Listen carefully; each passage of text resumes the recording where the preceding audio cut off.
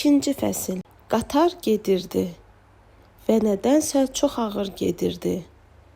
Adama elə gəlirdi ki, həqiqətən paravozun bu qatara gücü çatmır.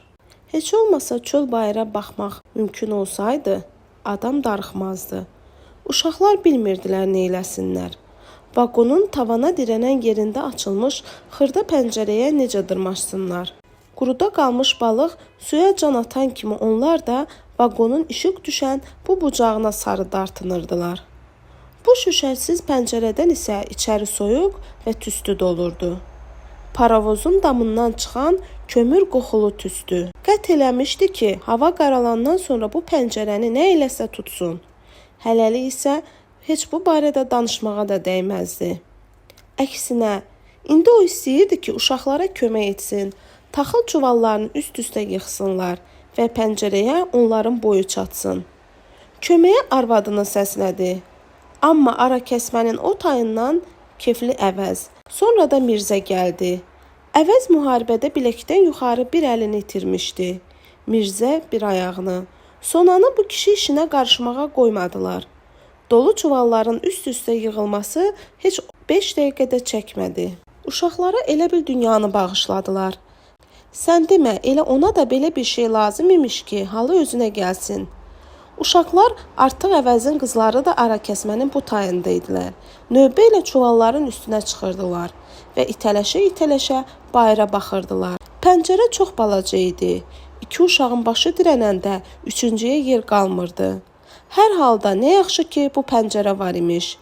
İndi o özü də istəyirdi ki, pəncərədən bayıra baxsın. Sən demə, bu niyyətdə olan tək o deyilmiş. Kefli Əvəz ondan qabaq uşaqlara qoşuldu və onun pəncərədən 5 dəqiqə baxması bəs elədi ki, başlasın həmişə hər yerdə oxuduğu şeiri söyləməyə. Zülmün topu var, gülləsi var, qələsi varsa, haqqın da bükülməz qolu dönməz üzü vardır. Göz yumma günəşdən, nə qədər nuru qaralsa, sönməz əbədi, hər gecənin gündüzü vardır. Yenə içib, bu sualı pıçıltı ilə ona Mirzə verdi. Amma gözlənilmədən bu sualın cavabını Əvəz özü qaytardı. Gözünü pəncərədən ayırmadan qaytardı. İçməmişəm Molla Vəlinin oğlu dedi. Mən bu vaqonda içməyəcəm. Mirzə bu cavabdan aşkarca pərt olsa da özünü o yerə qoymadı. Ucadan güldü. Amma mən içəcəm dedi. Hamı bilirdi ki, Mirzənin dilinə içki dəyməyib. Böyük Vedidə də dilinə içki dəyməyən kişiləri son illər barmaqla göstərirdilər. Almurad özü də müharibədən qayıdandan sonra ara bir içirdi. İçirdi ki, ağlasın, yüngülləşsin. Onu yalnız içki ağladırdı və bu onun özünə də qəribə gəlirdi. Qatar sürətini artıran kimi vaqon soyudu. Yarıq yerlərindən içəri dolan külək adamın içindən keçirdi.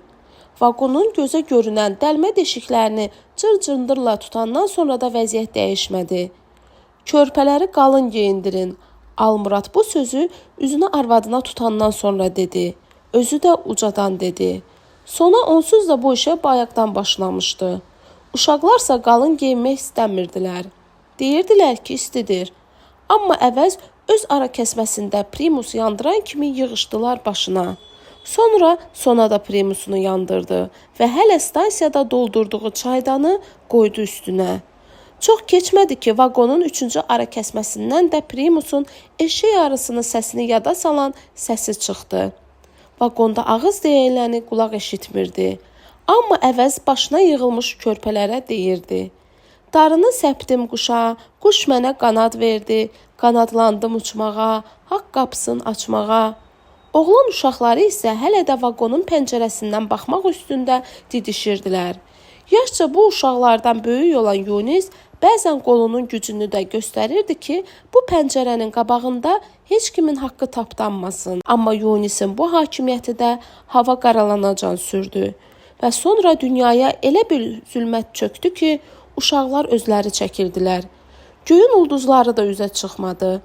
O zülmət çökmüş bu dünyaya, bu ulduzsuz göy üzünə dəxli olmayan bir söz dedi.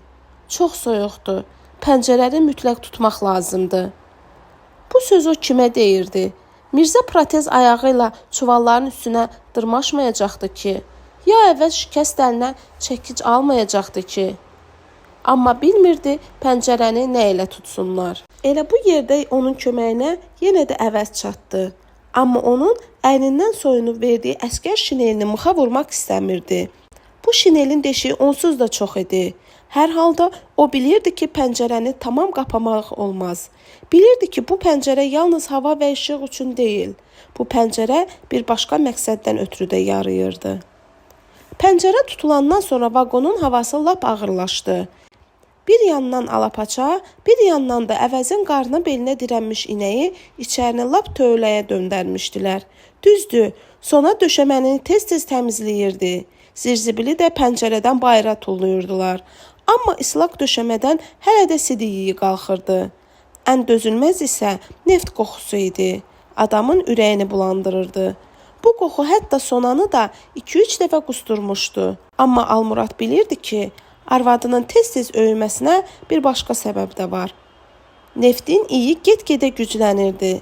Zarafat deyil, bu vaqonda 3 primus və 3 çıraq yanırdı. Əvəzin sözü ilə primusları söndürməsələr də, çıraqlardan ikisini keçirtdilər. Əvəzin asma çırağını isə vaqonun tavanına vurulmuş mıxa Almurad özü ilişdirdi. İyi qoxusu cəhənnəm, əvəz dedi. Heyfdir, yolda gətirib bizə neft verməyəcəklər. Təcili görüləsi işlərdən biri də o zaman yada düşdü ki, oğlu ağzını onun qulağına dayayıb, qarnım ağrıyır, dedi. Vaqonda 4-cü ara kəsməni düzəldənəcən onun oğlundan başqa da oğlan uşaqlarından ikisi dözə bilmədi. Tumanlarını islatdılar. Vaqonda bu məqsədlə ara kəsmə yaratmağa köçürülmə komissiyasının sədri stansiyada çıxış eləyərkən özü icazə vermişdi. Amma bu ara kəsmədə deşik açmağı qəti şəkildə qadağan etmişdi. Nə yaxşı ki, bu vaqonda 3 primus yanırdı və bu primusların səsindən ağız deyiləni qulaq eşitmirdi. Yoxsa kim ürək eləyib bu ara kəsməyə girə bilərdi? Hələlik isə bu yer uşaqların sərəncamında idi. İçəriyə əllərində qab gülümsəyə-gülümsəyə girirdilər, gülümsəyə-gülümsəyə də çıxırdılar. İçəridən çıxartdıqları qabı isə utana-utana analarına verirdilər. Kefli əvəz uşaqlarına hələ analıq da eləyirdi. Qabı da boşaltmaq üçün yeganə yer uşaqların qarşısından çəkilmək istəmədikləri pəncərə idi. Almurad birdən-birə təsəvvür eləyəndə ki, arvad uşağın gözü baxa-baxa əlində qab ara kəsmədən çıxır, onu durduğu yerdə tər bastı. Qatar isə gedirdi. Nədənsə çox ağır-ağır gedirdi və adamı elə gəlirdi ki, paravozun bu qatara gücü çatmır.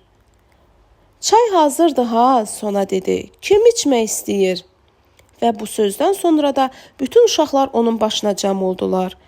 Bu soyuq vaqonda kim istəməzdi ki, isti çay içsin? Almurad özü əzəldən çay içən adam deyildi. Xəstələnib eləyəndə kəkliyotu çayı içərdi və salam. İndi isə onun özünün də könlündən çay keçdi. Amma uşaqların çaydan ötürü də itələşdiyini görəndən sonra səsini çıxartmadı. Əvəzin qızları da, Mirzənin oğlanları da çay növbəsinə durmuşdular.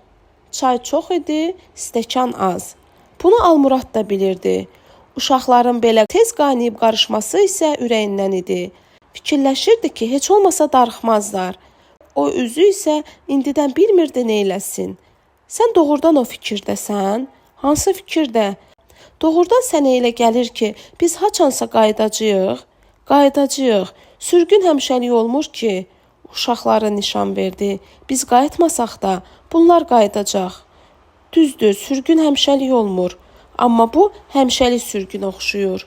Ay əvəz, Almurad səsini tonuna alçatdı. Heç olmasa sən belə demə. Axı birdən-birə onun başı ağrımağa başladı. Baş ağrısı deyilən şeyi o müharibədən gətirmişdi. Ağrısı tutanda az qalırdı başını daşa, divara vurub partlatsın.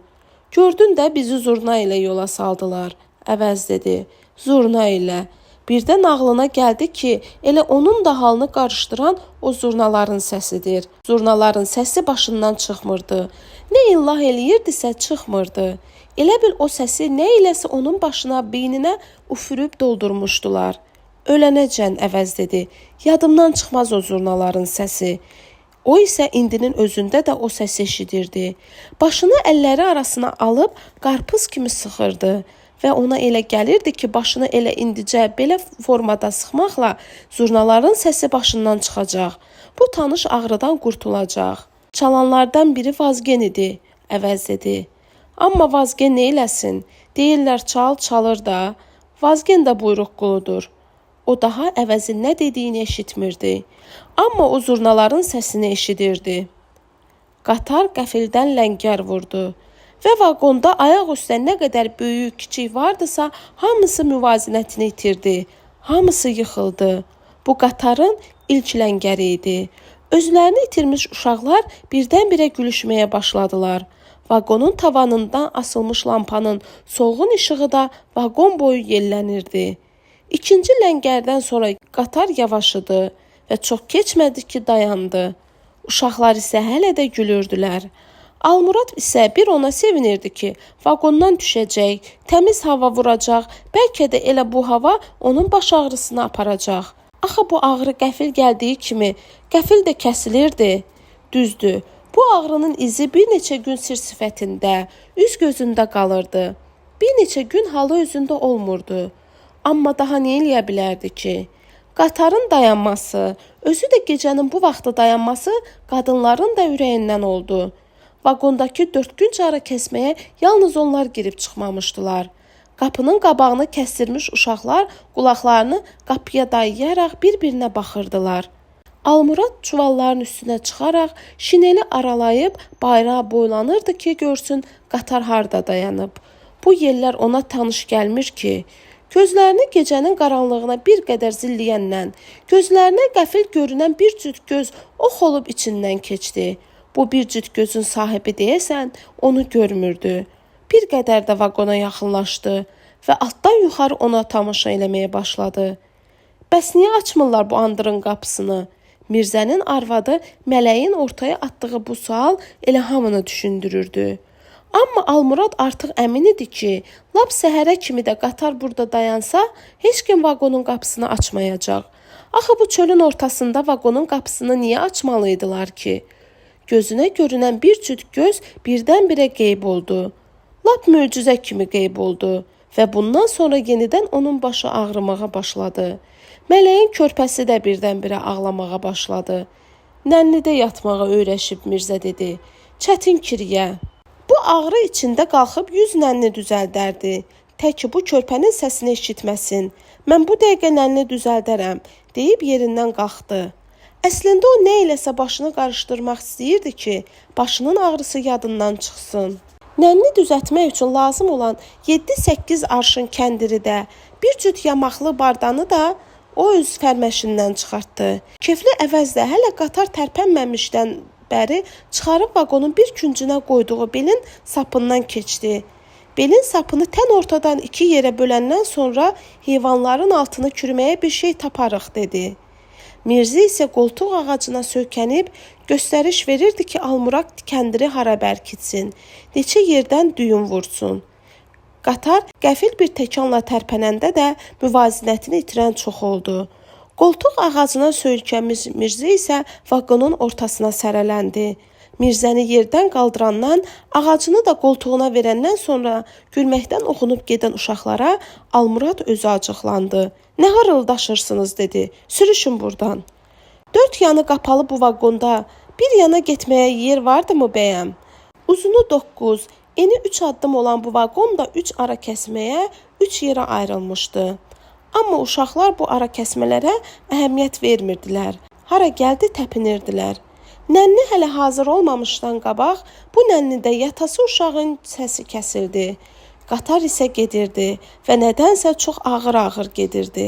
Adama elə gəlirdi ki, paravozun bu qatarı çəkməyə gücü çatmır. Primusların üçü də söndürüləndən sonra vaqon tamam soyudu və uşaqları məcbur elədi ki, girsinlər yatağa. Hələ axşamdandı, yatmaq istəmirdilər. Çırağa biraz xoz versəydiniz, Yunis dedi. Bahadır və Sonanın ardını oxuyardıq. Yunisin bu təklifi Almuradın da ağlına batdı. Həmişə başını axşamdan yeri qoyan Oruc da oxu qaqaş, oxu dedi. Amma nə qədər əlləşsələr də çırağın işığını artıra bilmədilər. Bu çırağın plitəsini fırlatmaqdan ötürü o da əlini buladı. Amma məlum oldu ki, piltə yanıb qurtarmaq üzrədir. Tezliklə çıraq tamam sönəcək. Hələ yuxuya getməmiş uşaqların üstünü örtmək üçün fərməşlərdə nə qədər pal-paltar vardısa, hamısını çıxartdı. Uşaqların üstünü qalın elə Sona, dedi. Soyuqdur. Sona da onun fərməşlərdən çıxardığı mirmitlin demək olar ki, hamısını uşaqların üstünə döşədi. Daha tərpənməyə də yer qalmamışdı. Ara kəsmələrdən 1/3 tutan Alapaça da bu yeni həyatı ilə barışmaq istəmirdi. Sağa sola dartınırdı, qabağına qoyulmuş suyu içmirdi, arpanı yemirdi. O gün Alapaçanı Vedi dəvəli yolunda çox qovmuşdu. Nimdaş bir kilimi də atın belinə saldı. Bəlkə çıdarlayasan, əvəzin qəfil dediyi bu söz ağlına batdı və fikirləşmədən fərməşdən bir çıdarlıq kəndir çıxartdı. Gərək mən də eşşəyimi gətirəydim. Əvəz ağzının buğu adamı 10 addımdan vuran Alapaçaya baxa-baxa dedi. Çox üzü yola heyvan idi. Heyv. Bəs nə elədin? Nə eləyəcəm? Hamı necə? Mən də elə. Buraxdım çölə. Qəribə idi. Heç kəs eşşəyini qatara mindirməmişdi. Heç kəs eşşəyini özünə yük eləməmişdi. Vedi qaldı eşşəklərin ümidinə. Əvəz dedi. Necə olacaq onların axırı bizsiz? Özü də öz sualına cavab verdi. Minən tapılar. Minilərin beli boş qalmaz. Müharibəyə gedənəcən mən də atı saxlayırdım. Müharibədən sonra gördüm ki, yox, təkəllə at belində oturmaq asan deyil. Eşşək aldım. Neçəyə aldın? Eşşək həmişə ucuz olub. Ona görə ucuz olub ki, işləkdir, dilsiz ağılsızdır.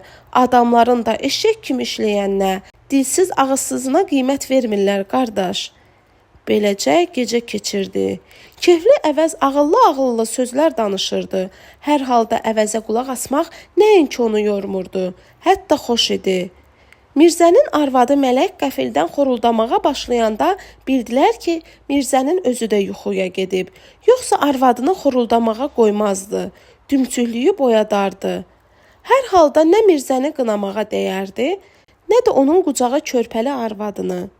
Bütün günü bir hovur oturmağa macal tapmamışdılar. Sona özü də haldan düşmüşdü. Yatmaq istəyirdi. Amma o ərini söhbətə çəkən kefli əvəzin yuxulamasını gözləyirdi ki, vaqonun aşağı küncündə ərinin qurduğu ara kəsməyə baş çəksin. Bu ayaq yoluna bu vaqonda yalnız o girib çıxmamışdı və təsəvvür eləyə bilmirdi ki, kefli əvəzin gözü qabağında o ara kəsməyə necə girib çıxa bilər. Qət eləmişdi ki, bacardıqca çay, su içməsin. İndi isə çay içməyə dəyərdi. Heç olmasa canı isinərdi. Çox soyuqdu. Heç olmasa yayda köçürsəydilər, Almurad dedi. Dözmək olardı. Elə bir qəsdən indi köçürürlər ki, yolda izdə qırılaq, yük olmayaq. Biz heç vaxt yük olmamışıq, əvəz dedi. Eşşək olmuşuq, eşşək. Ona görə də qiymətimiz yoxdur. Elə bu yerdə Almurad ağzını əvəzin qulağına dayadı. Astadan, biraz yavaş dedi, biraz yavaş. Bu xəbərdarlığın səbəbini də əvəz o andaca kəstirdi və o pıçıltı ilə qaradan artıq rəng yoxdur, qardaş, dedi. Qaranı da ha qaralasınlar. Molla Vəlinin oğlu Mirzənin kimdənsə yazdığını, kiməsə şeytanlıq elədiyini hələ heç kim sübuta yetirməmişdi. Amma Nəsir idisə, o gələn yerdə elə bir qurbağa gölünə daş atırdılar. Deyirdilər ki, sulun lalaxanı, adamın yerə baxanı. Doğrudan da o yerə baxan idi. Elə su kimi də lal dinməz idi. Deyəsən, kefli əvəz də birdən-birə hiss elədi ki, sonu onun yatmağını gözləyir. Bunu Almurad özü çoxdan sezmişdi. Amma nə eləyə bilərdi? Gecəniz xeyrə qalsın, əvəz deyib, yorğanının altında qucaqlaşan qızlarının arasında özünə yer elədi. Həmişə qızlarının beləcə qucaqlaşdığını görəndə kövrəlirdi. Böyük qızının 6, kiçiyinin 4 yaşı var idi. Kiçik qızını dünyaya gətirəndən 2 ay sonra arvadı dünyadan köçünü çəkmişdi. Böyük qızı hərdən birdən anasından danışanda qulaqlarına inanmırdı. Ona görə inanmırdı ki, o özü 2 yaşında başına gələnləri xatırlamırdı. Sən demə, böyük qızı heç yuxulamayıbmış. Niyə yatmırsan? Nə bilim, bəlkə üşüyürsən? Yox, üşümürəm. Qız deyib atasına qısıldı, üşümürəm. Amma o hiss eləyirdi ki, Qız soyuqdan büzüşüb. Qız soyuqdan yata bilmir. Onun, heç olmasa primuslardan birini yandırmaq niyyətini hamıdan qabaq Sona bəyəndi. Sən demə, mələk də oyanıbmış. Birini yandıraq heç olmasa dedi. Yoxsa qırılarıq sabahacan. Primusun səsi Mirzəni də yuxudan oyatdı. Yuxuya getmiş uşaqları, körpələri də.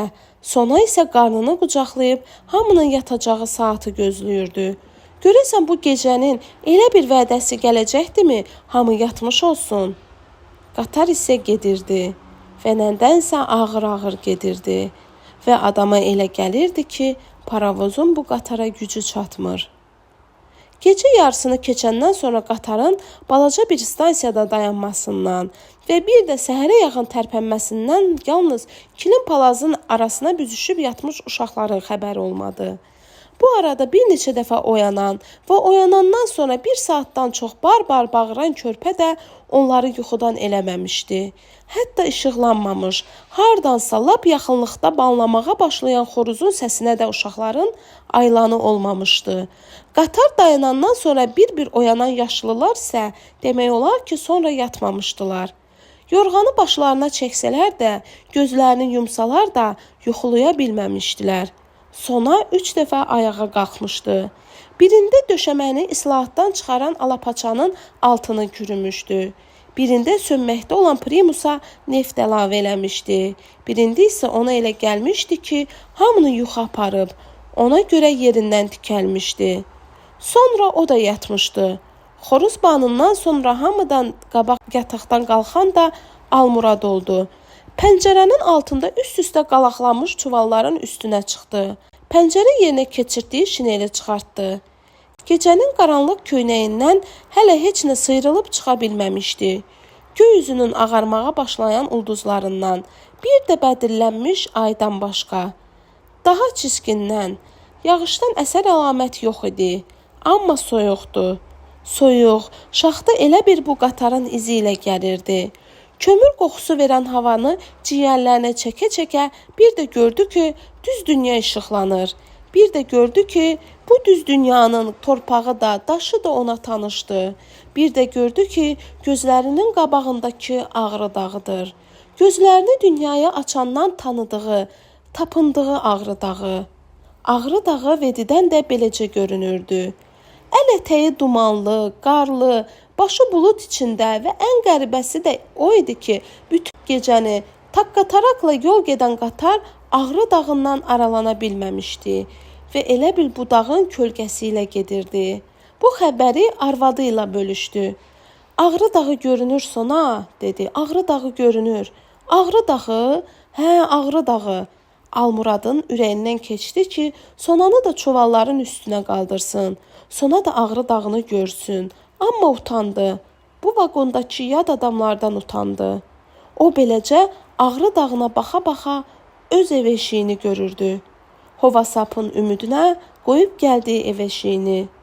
Ağrı dağı görünür ay Əvəz dedi. İstəyirsən gəl bax. Əvəz gəlib Ağrı dağına baxmadı. Amma dedi ki, hələ Ağrı dağı çox görünəcək gözümüzə.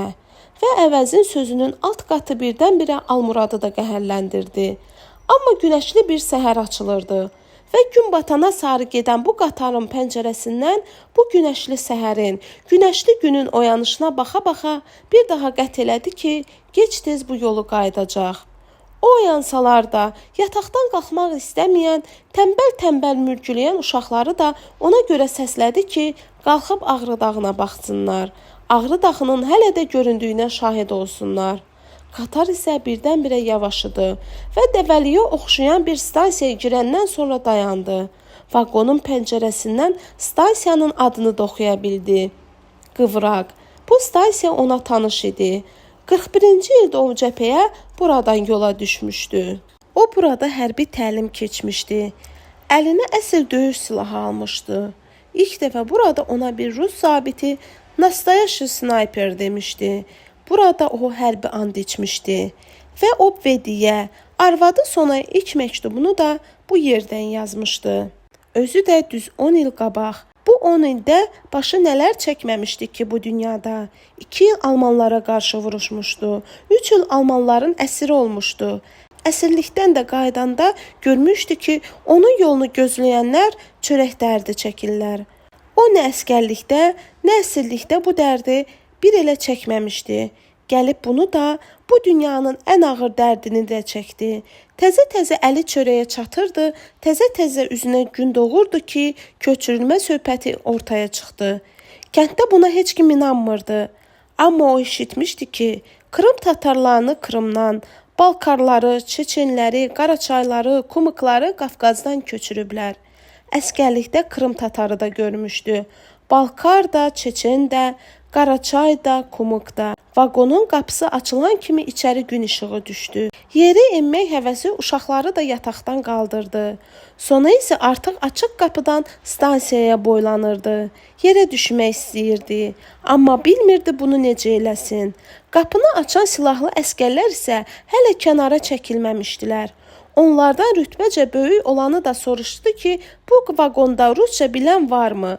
Kefli əvəzdən qabaq Mirzə döşünü qabağa verdi və əskər də Mirzəyə qatarın burada bir neçə dəqiqə dayanacağını bildirəndən sonra bəzi vacib yerləri də nişan verdi. Stansiyada 6 cüt dəmir yolu bir-birinə qarışmışdı və bu yolları keçmədən nə çörək dükanına getmək mümkün idi, nə su gətirməyə. Kiril əlifbasının 2 hərfi ilə naxışlanmış ayaq yolunu da baş çəkmək üçün bu səddi aşmalıydın. Hamıdan qabaq vaqondan sıçrayıb düşən Almurad Sonanı vaqondan endirəndən sonra əvəzin də bir qolundan tutdu ki, yerə rahat düşsün. Uşaqlar isə ağlaşırdılar. Yerə düşməkdən ötürü ağlaşırdılar. Hətta uşaq görəndə uşağa dönən əvəz də onları başa sala bilmirdi ki, bu stansiyada yerə enmək təhlükəlidir. Başqa vaqonlardan düşənlərin arasında isə uşaqlar da az değildi. Stansiyada təkcə bir krandan su gəlirdi. Bir neçə dəqiqənin içində kranın başına 60-70 kişi yığışmışdı və özünü buraya təzəcə yetirmiş əvəz növbə yaratmaq istəyirdi. Amma kim idi kefli əvəzi ayıq vaxtında eyninə alan? Kefli olsaydı qorxardılar bəlkə də. Sudan ötürü az qalırdılar bir-birlərini əl qaldırsınlar. Heç elə bil bir də üz-üzə gəlməyəcəkdilər. Çörək dükanının qabağında da basa-bas düşmüşdü. Amma bu çörək növbəsinə kənardan baxa-baxa gülüşənlər də vardı. Axı hamı bilirdi ki, bu çörək növbəsinə təpinənlərin hərəsinin vaqonda azı bir aylıq ağzuqəsi var. Vaqonun qapısında qoltuq ağacına söykənib dayanmış Mirzənin gözləri də çörək dükanının qabağından çəkilmirdi. Qınayan olmasaydı, o özü də vedrəni alıb, o basa-basta gedib çörək alardı. Ən qəribəsi o oldu ki, əlində vedrə suya gedəndə Almuradı görən Zeynəb arvad da onu çağırıb, tapşırdı ki, bir kömbə də ona alsın. Cəmaatı da qınamağa dəyməzdi. Adına aclıq deyilən şeyin qorxusu hələ canlarından çıxmamışdı. Hətta bu köçün üstündə gedən yaraq yasaqlı əskərlər də çörək dükanının qabağındakı cəmaatın arasına girə bilmədilər. Nə yaxşı ki, çörək tez qutardı. Adamlar başladılar bir-birinin kefini, halını soruşmağa. Almurad da bu fikirdə idi ki, bir-iki vedrə su aparandan sonra Məşədi Paşaya baş çəksin. Bir gözü isə əmsi oğlu Balaşı axtarırdı. Özgə kimi var idi ki, amma bəlkə də gözünə görünsəydi, üzünü yana çevirəcəkdi. Vaqonlardan tökülmüş oğlan uşaqları dəmir yolunun çıngıllı göbəyindəki bir lay qırad daraşmışdılar. Hətta uşaqlardan biri orada üzünü vaqonların içindən boylanan uşaqlara tutub qışqıra-qışqıra.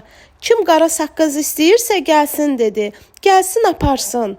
Uşaqlar bu bərkimiş qırı saqqız əvəzinə həvəslə çeynəyirdilər. Stansiyadakı 5 yoldan birinə də gün doğandan bir qatar girdi. Azacıq sonra bir qatar da gün batandan gəldi. Su kranının başında bir vedrə sudan ötürü itələşən kişiləri də aranı kəsən bu qatarlar su daşımaq həvəsindən saldı.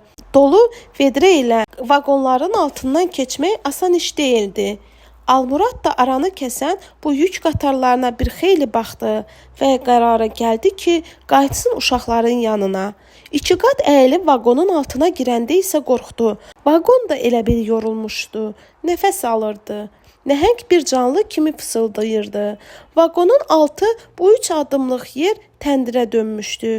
Dəmir yol reislərinə əl vurmaq mümkün değildi. O ot kimi sinmişdi. 2 qat əyilib ikinci qatarın altından keçəndə dizləri titrədi.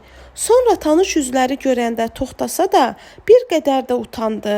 Axı o vedrələri boş gətirmişdi. Cavanların çoxsu isə çox keçmədi ki, nəhəng canlı kimi fısıldayan vaqonların altını su yoluna döndərdilər. Əskərlərin verdiyi vədədən düz 1 saat keçəndən sonra da onları aparan qatar tərpənmədi.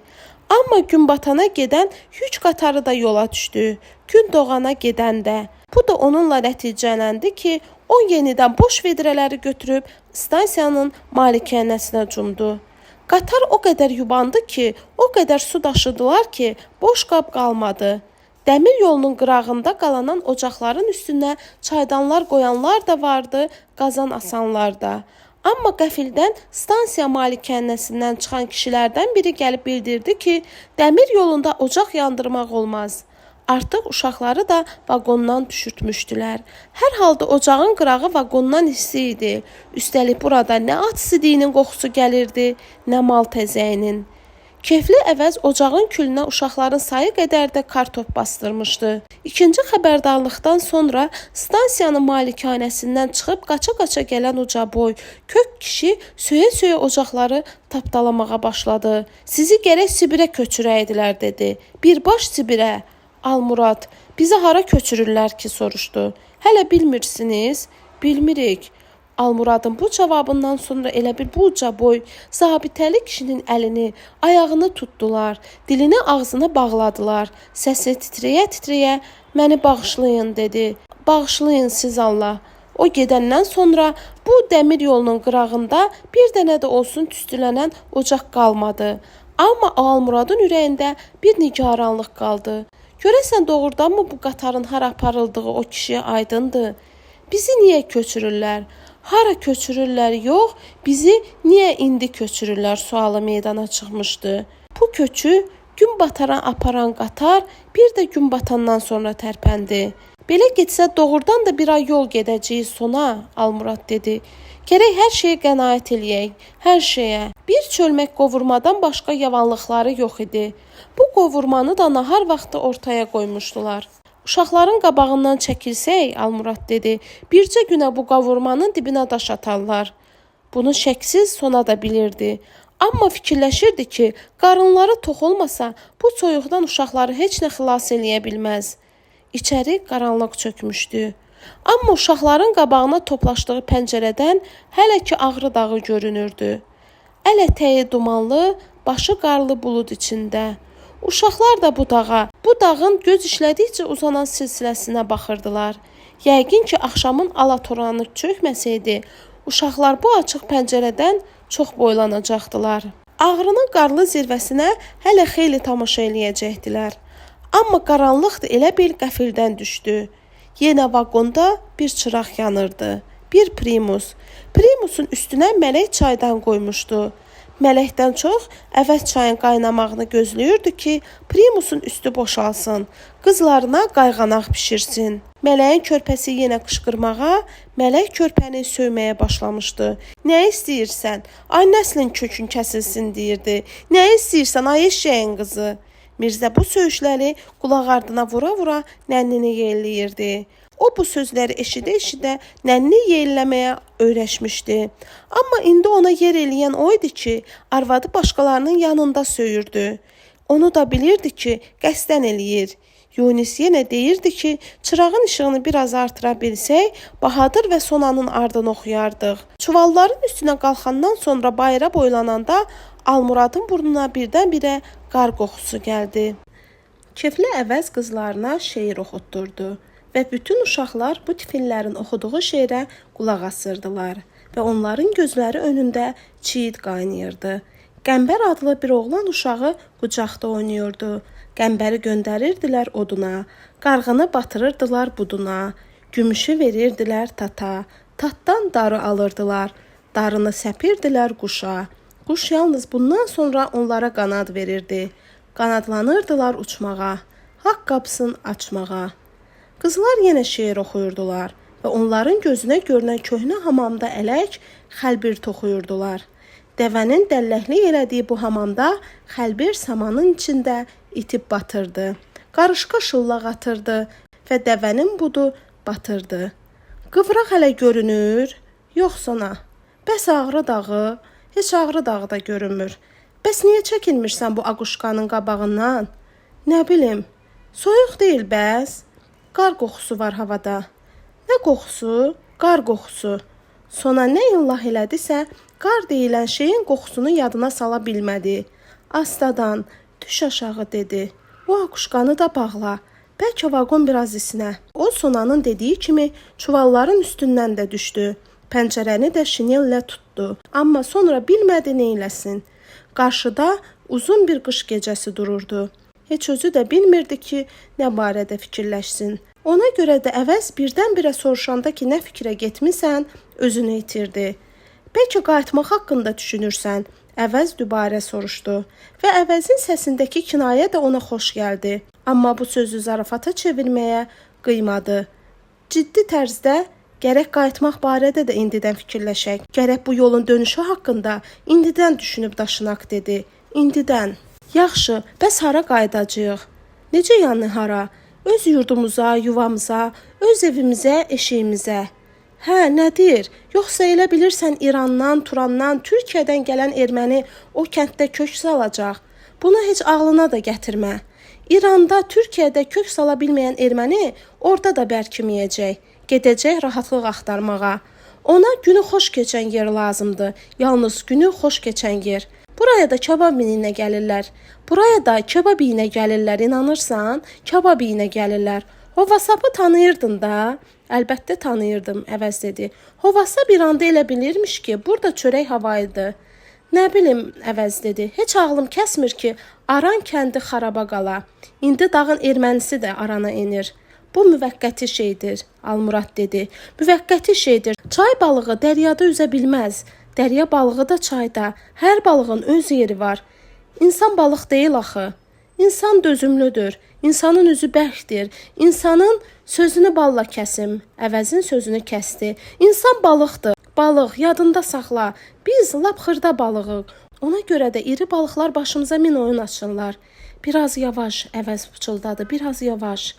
Almurad əvəzin bu xəbərdarlığından sonra səsinin tonunu alçatsa da qoy eşitsin dedi. Bəlkə belə şeyləri eşidib o da adam ola.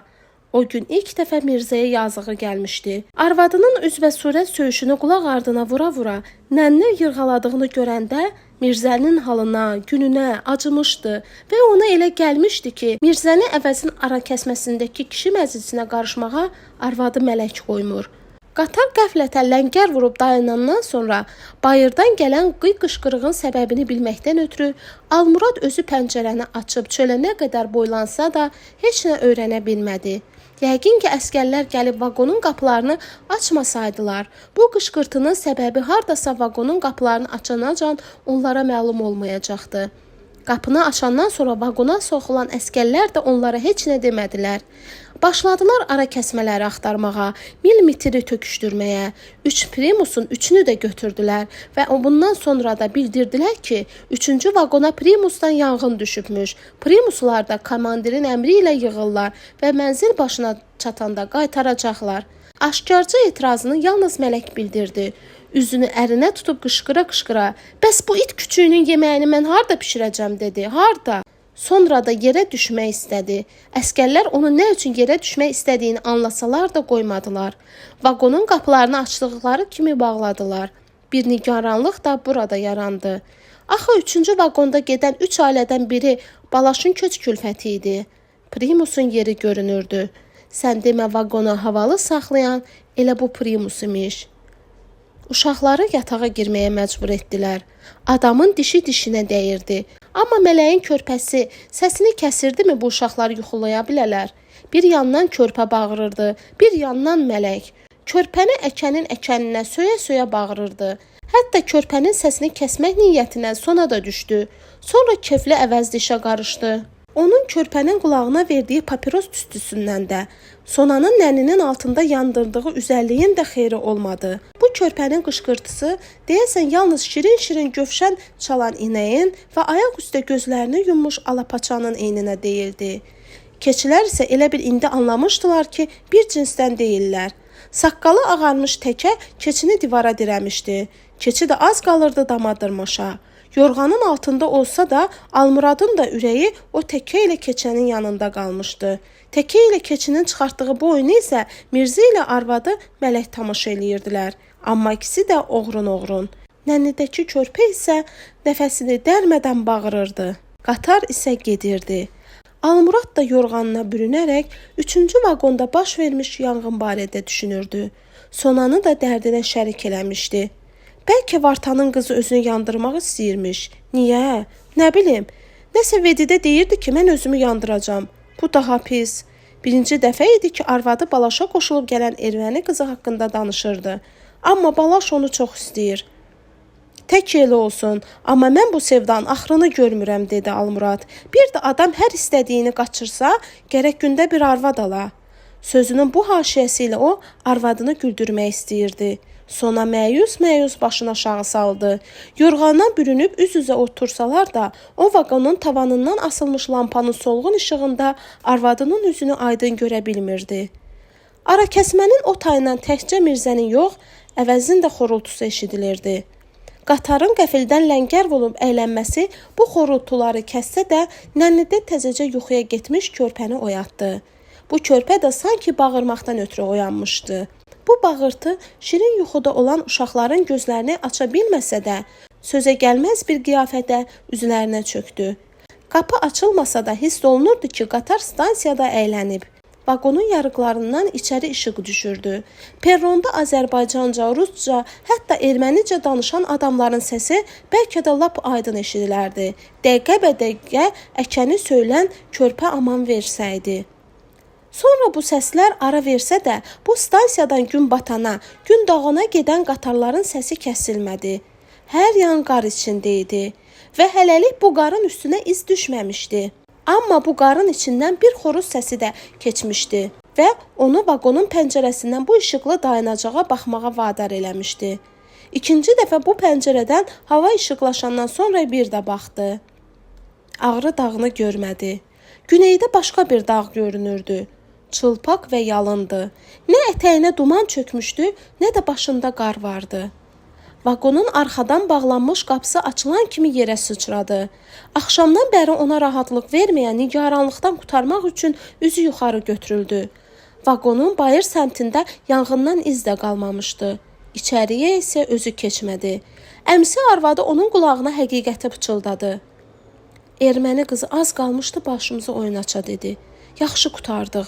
Balaş heç onun gözünə görünmədi.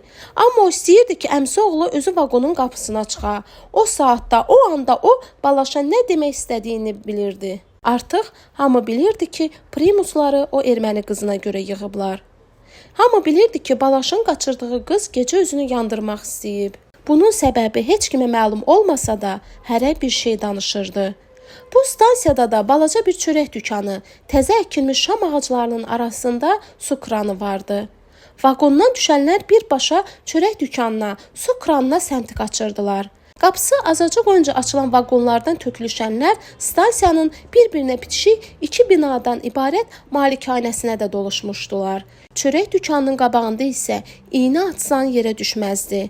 Su kranına özünü hamıdan qabaq yetirən əvəz isə burada əsl növbə yaratmışdı və cəmaatın hələlik bu növbəyə əməl etməsi ona çox xoş gəlirdi. Ayaqları yerə dəyən uşaqlar az qalırdılar qanad açıb uçsunlar. Qar topu oynayırdılar, xəlvətə salıb qar yeyirdilər, reyslərin üstündə kəndirbazlıq edirdilər. Stansiyanın ehtiyat dəmir yollarının birində yük qatarı da durmuşdu. Bu qatarın da üstünə çıxırdılar, altından keçirdilər. 3 yerdə ocaq qaladılar. Ocaqların da üstünə qıvraq stansiyasına olduğu kimi çaydan qazan astılar. O yol qovşağında qartopu oynayan uşaqlardan biri bu sətirlərin müəllifi idi. Qəfildən paravozun fit səsi eşidiləndə mənə də elə gəldi ki, qatara çata bilməyəcəm. Qaça-qaça qışqırdım. Surəti artıq gözlərim önündən çəkilmiş bir qadın qolumdan tutub saxladı. Fit verən başqa qatardır, dedi. Qaçma. Amma mən dayanmadım. Mənim qartopu oynadığım uşaqların hamısı qatara sarı qaçırdılar. Sən demə, hələ arxadan da gələnlər varmış. Arxadan gələn bağırtı səsinə çevrildim. Təzəcə altından keçdiyim qatar ağır-ağır gedirdi. Reyslərin arasında yerə sinmiş qırmızı donlu bir qız uşağının səsi də çıxmırdı. Amma reysin bəri üzündəki biləkdən yuxarı kəsilmiş bir cüt əl sudan təzəcə çıxmış balıq kimi çabalayırdı. Reysin bəri üzündə ağappaq qar qıpqırmızı qızarmışdı. Cavan bir qadının qatar gedə-gedə özünü vaqondan atmaq istədiyi də yadımdadır. Uşağa çatandan sonra uşağın əllərini qarın üstündən götürməsi də, qanlı-qanlı ağzına təpib özündən getməsi də. Qatarın sonuncu vaqonu keçəndən sonra Vəli əminin, camaat ona dəyirmançı Vəli deyirdi, qızı qucağına alıb harayasa apardığını, Vəli əmi stansiyanın malikanəsində gözdən itəndən sonra özünə gələn qadının o bir cüt qanlı əli neynədiyini görmədim. Amma o dəmir yolunun qırağında üstünə qan çilənmiş qarı indi də görürəm. Bir də yadımdadır ki, daha biz uşaqları vaqondan düşməyə qoymadılar. Mənzil başına çatana gedən ayaqlarımız torpağa dəymədi. Stansiyalarda vaqonun qapısı açılanda nə qədər ağlayıb sıtqasaq da qabağımızdan çəkilmirdilər. O gözlənilməz hadisə hamını peşman elədi.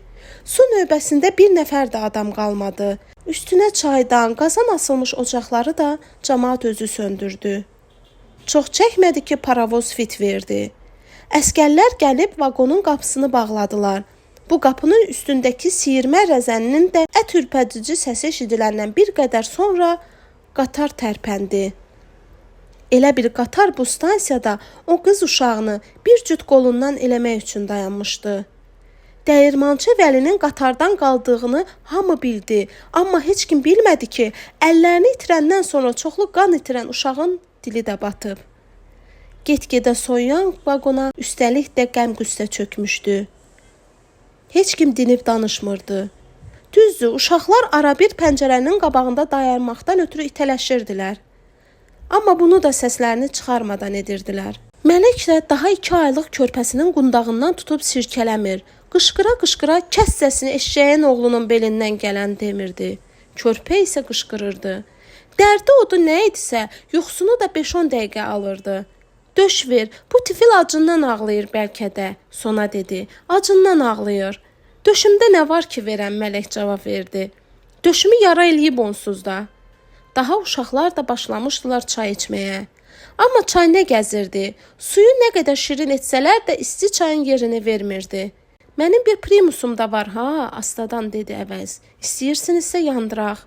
Mələk başını aşağı salmış ərinin üzünə baxdı. Yandıraq dedi və yalnız bu yerdə Mirzə qoltuq ağacının ucunu yerə vurub. Deyirsən gəlib dədəmi dalıma şələləsinlər, deyib arvadının üstünə şeşələndi. Axı mən kommunistəm. Amma kefli əvəz hardansa eşib çıxardığı paslı primusa neft tökəndən sonra ucadan yaşasın kommunistlər deyib primusu alışdırdı. Uşaqların qırışığının açılması üçün primusun yanması bəs elədi. 2 aylıq körpə isə elə bil özünü qəsdən çatladıb öldürmək istəyirdi. Qızdırması yoxdur ki, əvəz körpəni nişan verib Mələkdən soruşdu. Var qızdırması var, Mələk dedi. Piyləyəcəm indi. Nə ilə?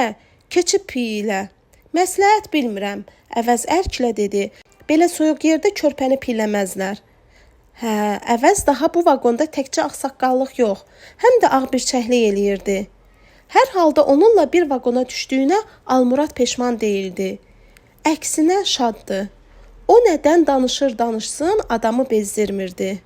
Nə yaxşı ki, bu vaqonun pəncərəsi də vardı. Hər şeydən doymuş, iyrənmiş uşaqlar yalnız qarlı çöllərə baxmaqdan bezməmişdilər. Hələ də pəncərənin qabağında itiləşirdilər. Araz çayı, çayın bəri üzündən çəkilmiş tikanlı məftillər görünəndən sonra Almurad da uşaqların arasında özünə yol elədi. Sərhəd boyunun qış mənzərəsi nə qədər cansıxıcı olsa da pəncərədən aralamaq istəmirdi. Artıq bu vaqonda hər şey onu darıxdırırdı. Mirzə keçilərə baxa-baxa keçi qəzilindən çatı toxuyurdu. Kefli əvəz qəmli bir mahnını zümzümə eləyə-eləyə yarısını dünyanın kim bilir haradansa torpağa tapşırdığı əlinin sarığını təzələyirdi. Sona uşaqların pəncərədən aralanmasını gözləyirdi ki, içəri biraz işıq düşsün və o, səhərdən bəri xartaxart başını qaşıyan qızı Gülsümün başına baxsın. Qarğıdalı saçağından da sarı, pırtdaşıq saçlarına daraq çəksin. Arakəsmənin arxasından mələyin iniltisi eşidilirdi. Hiss olunurdu ki, döşünün giləsi körpənin ağzındadır. Ümumiyyətlə bu körpənin səsi yalnız bu zaman kəsilirdi ki, anasının döşü ağzında olurdu. Bu zaman bu vaqonda hamı bilirdi ki, mələk nə çəkir. Sərhəd boyunun çılpaq dağ silsiləsi ilə uzanan mənzərəsi nə qədər cansıxıcı olsa da, Almurad da pəncərədən aralanmaq istəmirdi. Bu vaqonda onsuz da hər şey darıxdırıcı idi. Mən o pəncərədən hara boylanırdımsa, hara göz gəzdirirdimsə, o qızın qarın üstündə sudan təzə çıxmış balıq kimi parlayan əllərini görürdüm. O əllərdən axan qanın qızartdığı qarı görürdüm. O qardan qalxan buğu görürdüm. Gözlərimi yumanda da həmçinin. Sən demə, hələ o əllər mənim yuxuma da girəcəkmiş. Qayda qanunla gərək bizə hər gün heç olmasa 2 dəfə isti xörək verələr, qaynar su verələr. Mirzə bu sözü dilinə gətirəndən və dübarə də ucadan təkrar eləyəndən sonra kefli əvəz gözlənilmədən onun üstünə yeridi. Nə qayda qanun? Hanı qayda qanun? Qayda qanun olsaydı sən burada nə gəzirdin? Qayda qanun olsaydı məni yuvamdan niyə eləyirdilər? Kimə nə eləmişik biz? Qayda qanun var, intihası əməl eləmirlər. Əvəz başını buluya-buluya. Sən dediyin qayda qanun həmişə olub dedi. Amma heç vaxt o qayda qanuna əməl olunmuyub. Mirzə, hər şey özümüzdən asılıdır dedi. Özümüzdən. Bu sözdən sonra əvəz dilinə gələn sözü zəhər kimi çeynədi. Zəhər kimi də uddu. Çay hazırdı. Sonra bu sözü bir çapma stəkanı doldurub arakəsmənin arxasından mələyin qabağına qoyandan sonra uşaqlara dedi. O gün ilk dəfə pəncərənin qabağı birdən-birə boşaldı. Qarşıdakı stansiyaların birində qatarın qapısı açılanda mələk hələ də çatı toxuyan ərinin qəti etirazına baxmayaraq, körpəsini belinə sarıyaraq yerə düşdü ki, Zeynəb arvadın hansı vaqonda getdiyini öyrənsin və uşağı aparıb göstərsin. Havaya çıxan kimi səsi kəsilən uşağı çox keçmədi ki, şirin yuxuda apardı. Zeynəb arvadın bu el anasının üstünə artıq 5-6 uşaq gətirmişdilər. Amma onun yuxudan ayılmayan körpəsinə baxmağa da macal tapdı. Heç nəyi yoxdur dedi. Heç uşağı yuxudan da ayılda bilmədi. Sən demə, bu körpəyə hava lazımmış. Yalnız hava, təmiz hava. Buna görə də vaqona çıxandan sonra nəninin yerini dəyişdilər. Çəkdilər pəncərənin qabağına. Bu uşaqların hamısını məyus eləsə də heç biri dillənmədilər. Hər halda körpənin səsi kəsilmişdi. Açıq etirazını Almurad bildirdi. Bu uşaq soyuqlayacaq o aquşqanın qabağında dedi. Naxaq yerini dəyişdiniz. Qatar bütün stansiyalarda dayandı. Bu yolda nə qədər stansiyalar varmış. Qarşıdan gələn bu qatarlara bu qatar yol verirdi. Bütün qatarların qabağından çəkilirdi. Bu qatara ögey münasibətin səbəbini isə bu yük qatarının sərnişinləri anlaya bilmirdilər. Anlaya bilmirdilər ki, niyə bu qatarı qrafika salmırlar? Niyə bəzən qatar bütün günü dayansa da vaqonların qapısını açmırlar? 3-cü gün Sonanın Gülsümü kimi əvəzin qızları da öskürməyə başladılar. Amma Almuradı ən çox qorxudan Alapaçanın öskürməyi idi. Sonadan olsaydı Gülsümü bütün günü yorğanın altından durmağa qoymazdı. Amma uşağa yazığı gəlirdi. 3-cü günün axşamı oğlan uşaqları da öskürüşməyə başlayanda qərarı aldılar ki, necə olursa olsun süd tapsınlar. Gün batan çağı vaqonun pəncərəsini tutandan sonra körpə yenidən Odalova döndü. Və nəhayət əvəz, o uşaq ciyərini böyüdür dedi. Səsini kəsməyəcək onsuz da. Körpə həqiqətən də səhərəcən qışqırdı. Düz səhərəcən, düz dünya işıqlanacan, vaqonun şinellə tutulmuş pəncərəsi açılanacan qışqırdı. Naleva, naprava, krugom, na место шагом marş və bu vaqonda ancaq yerində addımlamaq olardı. Almuradı uşaqlara hərbi təlim keçməyə vadar eləyən bikarçılıq deyildi. Yox, o həqiqətən istəyirdi ki, uşaqlar hərbi təlimlə bağlı olan rus sözlərini indidən öyrənsinlər. Cəlil nəinki əmri dəqiq yerinə yetirirdi, hətta özü komanda da verirdi. Sağa, sola, geriyə dönməyi bildirən sözləri öyrənəndə heç Cəlilin 2 yaşı tamam olmamışdı. O zamanlar evinə yad adam gələndə bir də ona görə sevinirdi ki, onun 2 yaşlı oğlu nələrə qadir olduğunu göstərirdi. İndi isə bu hərbi təlimə çatı toxumaqdan bezmiş Mirzədə, nədənsə halsız görünən Əvəzdə, yuxusuzluqdan gözləri qızarmış Mələk də heyranlıqla baxırdılar. Qızı Gülsümün başını dizinin üstünə almış Sona bu sayaq təlimlərə neçə illər idi ki, tamaşa eləyirdi. Amma bugünkü təlim ona daha maraqlı gəlirdi. Oğlunun eni ilə atası kimi komanda verdiyini evdə də çox görmüşdü. Amma 5 yaşlı oğlunun qabağında bir belə əskər görməmişdi. Lap gülməli idi. Hər halda gün keçirdi. Səhərdən dayanmış qatarın haçan tərpənəcəyi məlum deyildi. Ən pisi isə o idi ki, vaqonun qapısını açmamışdılar. Günün günorta çağı isə vaqondakı dördgünc ara kəsməyə yalnız uşaqlar utanmadan girib çıxırdılar. Mirzə, qayda qanunla gərək qapını gəlib açalar, dedi. Amma sözünə heç kimin məhəl qoymadığını görüb pərt oldu. Almurad hərbi təlimini davam elətdirirdi. Kefli Əvəz bu qənaətə gəlmişdi ki, nahaq Almurada söz verib, nahaq deyib ki, vaqonda içməyəcəm. İştahadan qalması öz yerində, qolu qıçı da gücdən düşmüşdü. Bədənində ağrımayan, sızıldamayan yer yox idi. Qatar dayananda elə bir vaqonlar daha tez soyuyurdu. Bunun bir səbəbi də o idi ki, qatar dayanan kimi primusu söndürüb gizlədirdilər. Amma bir dəfə qapını qəfildən açan əskərlər Əvəzin qızına isti çay içirtdiyini görsələr də nədənsə dillənməmişdilər. Ya uşaqlara yazdıqları gəlmişdi, ya da bir şey anlamamışdılar. Gün batandan sonra tərpənən qatarı qarşıdakı xırda stansiyada yenidən ehtiyat yola verdilər. Artıq uşaqların hamısı öskürməyə başlamışdılar. Dünən səhər aldıqları süd də qutarmışdı. Təzə süd almaq üçün yerə düşmək, içərisində sağmal inək aparılan vaqonlardan birinə yanaşmaq lazımdı. Vaqonun qapısı isə hələ açılmamışdı. Amma çınqıllı perronda daşın, çınqılın səsi ilə birlikdə ayaq tappıltıları da eşidilirdi. Əvəz ağzını vaqonun qapı yerinə dayayıb Azərbaycanca buranın hara olduğunu soruşdu. Cavab gəlməyəndə biraz da ucadan qışqırdı. Bu nə stansiyadır? Bu dəfə onun səsinə sonradan hay verdilər. Amma rusca.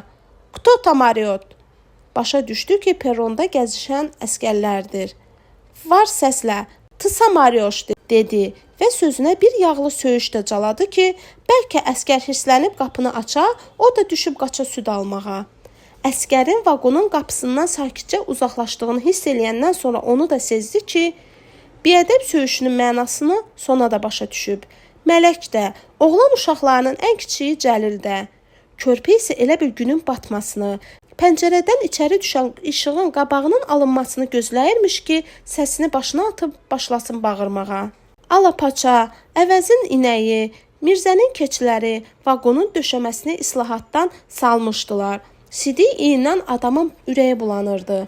Paravozun kömür iyi verən tüstüsü pəncərə tutulandan sonra da içəri yol tapırdı. Hə, vaqonda hava çox ağır idi və bu ağır havaya alışa bilməyənlərin, bu havaya dözə bilməyənlərin başında 2 aylıq körpə dururdu. Hələlik bu gün güzarana qarşı yalnız körpə üsyan eləyirdi, nəfəsini dərmədən bağırırdı.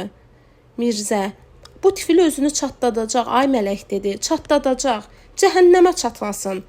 Mələk əlinə bozarsa da körpənin əlindən götürdü.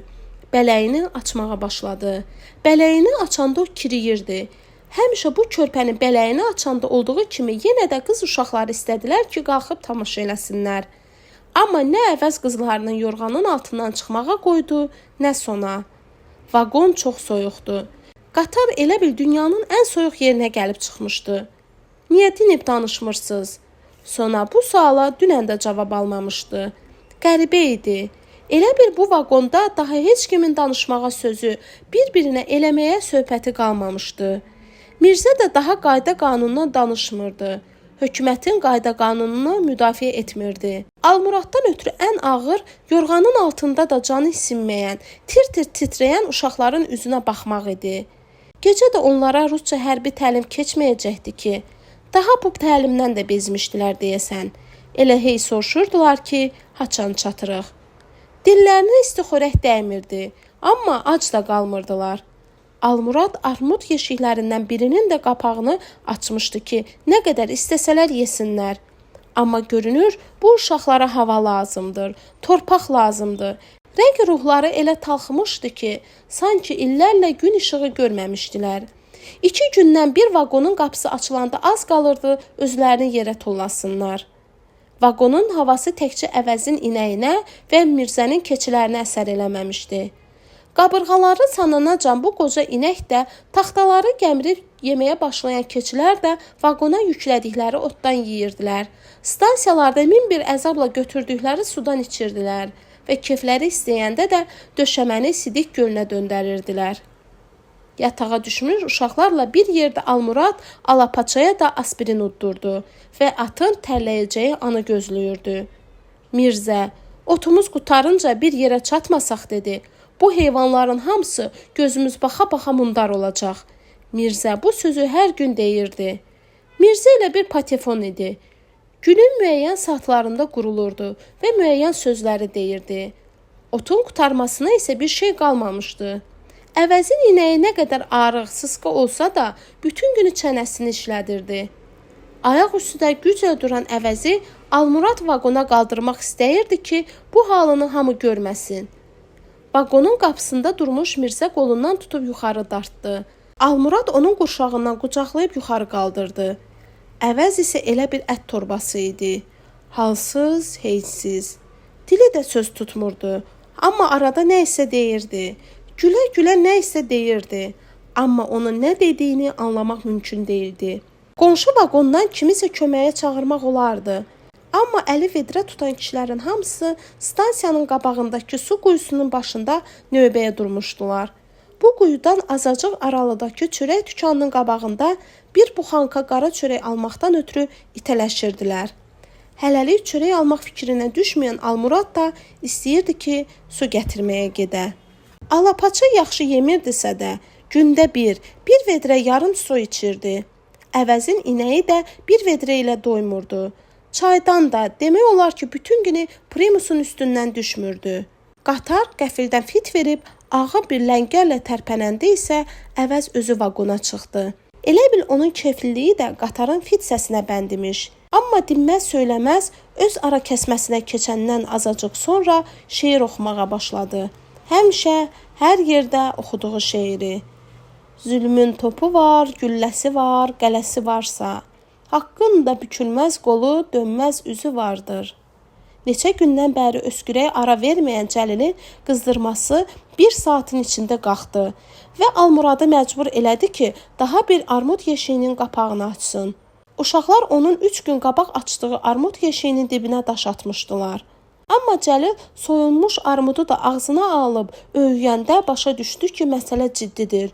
Uşağa həkim lazımdır. Əlbəttə, həkimin adını da çəkməyə dəyməzdi. Əvəz, qızdırma salmağın bir yolu var dedi. Tərlətmək lazımdır. Amma bu buzxanada uşağı necə tərlədəsən? Onsuz da Cəlilin üstündə 2 yorğan vardı. Üzü axşama dönəndə Əvəzin qızları da, onun öz qızı Gülsüm də armuddan imtina elədilər. Mirzə, qayda qanunla gərək bu qatarda həkim də ola dedi. Mirzə bu sözü demək olar ki, hər gün dilinə gətirirdi. Onun 2 aylıq körpəsi isə hələ də vaqondakı həyatı ilə barışmamışdı. Hələ üsyan eləyirdi, bağırırdı. Əvəz hardansa tapıb çıxardığı və artıq qızlarının bədəninə çəkdiyi sirkədən mələyə də təklif etdi. Mələkdən qabaq Mirzə özü dilləndi. Yox, bunun qızdırması yoxdur. Bu ciyərini böyüdür. Onsuz da səsini kəsməyəcək. Amma ciyərini böyüdən uşaq o gecə yarıdan keçəndən sonra səsini kəsdi. Həmişəlik kəsdi.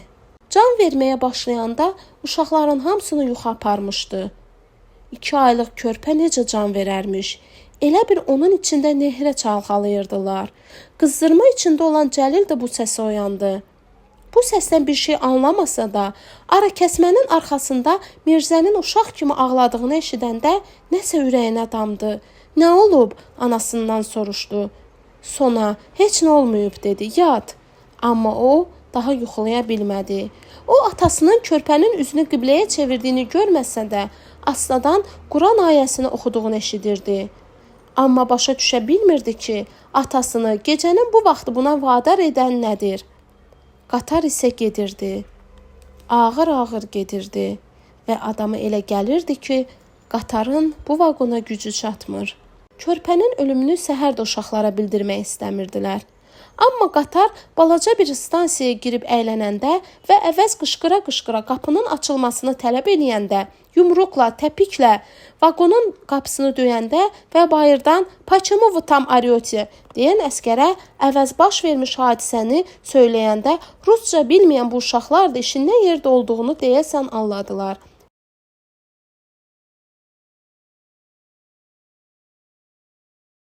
"Ребенок умер, товарищ солдат", əvəz qışqırdı. "Умер ребенок коммуниста, товарищ солдат. Откройте дверь. Доложите коменданту, что умер ребенок коммуниста, умер ребенок инвалида войны." Amma əvəzin bar-bar bağırdığı, bəlkə də qonşu vaqonlara da gedənləri bu hadisədən hali elədiyi o balaca stansiyada qatar bütün günü dayansa da qapını açmadılar. Kimsə apaydın eşidilən bir səslə "Allah rəhmət eləsin" dedi. Mələk isə elə bil oturduğu yerdəcə daşa dönmüşdü. Sanki Sonanın 3 yaşlı qızı Gülsüm də bu işdən hali idi. Nəinki anasını dindirmirdi, heç ona yavuq da düşmürdü. Sona qızdırmalı uşaqların xatirinə çay dəmləsə də bilmirdi bu çayı ortalığa necə çıxarsın. Axı körpənin öz qırmızı yorğançasına büklü meyidi hələ ortalıqda idi. Nə səhərdən uşaq kimi büzüşmüş Almurad bir kəlmə dinirdi, nə sümükləri sızım-sızım sızıldayan əvəz. Gözlərinin yaşı qurumayan Mirzə isə səsi titrəyə-titrəyə pəncərənin qabağından çəkilməyən Yunisdən tez-tez soruşurdu ki, qabaqda stansiya görünmür ki. Amma qatar əylənəndən sonra qarşıdakı stansiyada yox, stansiyadan 5-6 kilometr uzaqlaşandan sonra qar basmış yovşanlı çöldə dayandı. Yalnız bir vaqonun qapısını açdılar.